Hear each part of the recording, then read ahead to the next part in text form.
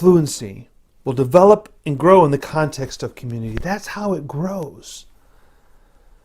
And that community has to be committed to the truth and the beauty of the gospel. And it has to learn to speak the gospel to each other.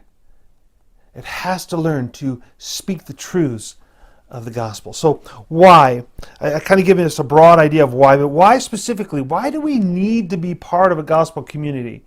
See, we should be part of a community because it isn't enough just to show up for church on Sunday morning and listen to the sermon and worship, or as for today, it's not just enough to watch a sermon online. I mean, believe me, watching a sermon and worshiping are important, but that's only part of it. Or even worse, it's not enough just to pray by myself periodically. I need to be praying with others. If there's anything that the current crisis has done, I think it has the danger of splitting us apart. So we've had to find ways where we can be together, we can pray together. And if coming to church on Sunday morning and listening to the sermon and singing some songs and praying every once in a while by yourself is the extent of your spiritual formation, then I'll be honest with you, I believe that you are spiritually starving yourself. It doesn't mean that worshiping and listening to a sermon are bad things, but it's not the end all and the be all. See, far too often, we make what happened on Sunday morning, on Sunday morning, the most important thing of the week. And we make it the most important part of our growing in Christ, when in reality, it's only a small part. So, why do we need to be part of a gospel community? I want to go to Galatians, go to the book of Galatians, and read what Paul is telling the church here.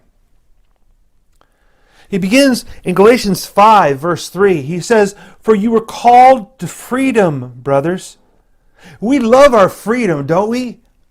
I mean, many of us have felt that recently our freedoms have been infringed on, and I truly believe they have. And I don't really believe that there was any malicious intent in that.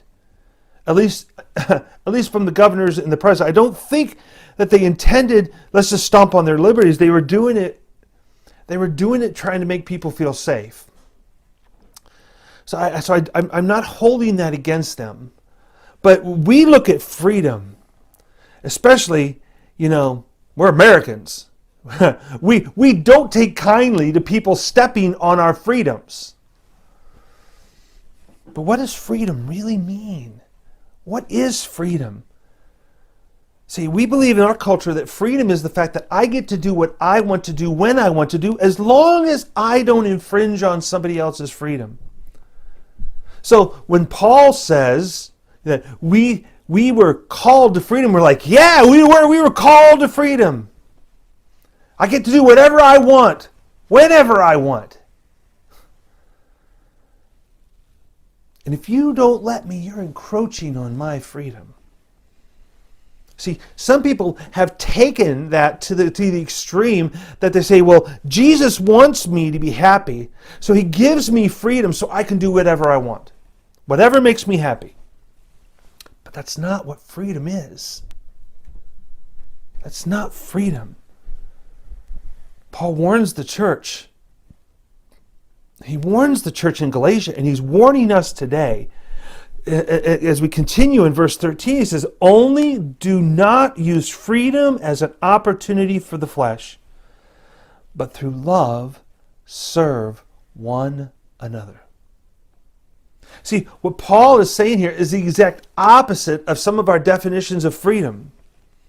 Don't use your freedom to do whatever you want.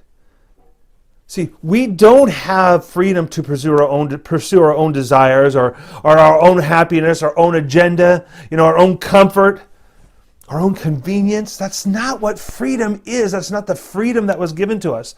The freedom we have in Christ is to increase our capacity to love and serve one another. And where does that freedom come from? It comes from the gospel. comes from God in the gospel. See, Paul was addressing this church in Galatia because there was a group of people who had come into the church and were teaching that in order to be a believer in Jesus Christ, in order to be a Christian, yes, you had to believe in Christ, but you also had to follow the Torah. You had to be circumcised, you had to celebrate on the Sabbath, you had to follow all the laws. See, they were making it about you. They were making it about how you were performing as a Christian determined whether or not you were a Christian. They were teaching Jesus plus something else. And what is that? That's a false teaching. But I think that teaching is plaguing the church today. I think that teaching is still alive and well in the church today. Because the problem is that teaching leads us to trust in ourselves for our salvation, but not trust in the death and the burial and resurrection of Jesus Christ. It teaches us works-based salvation, which is a heresy.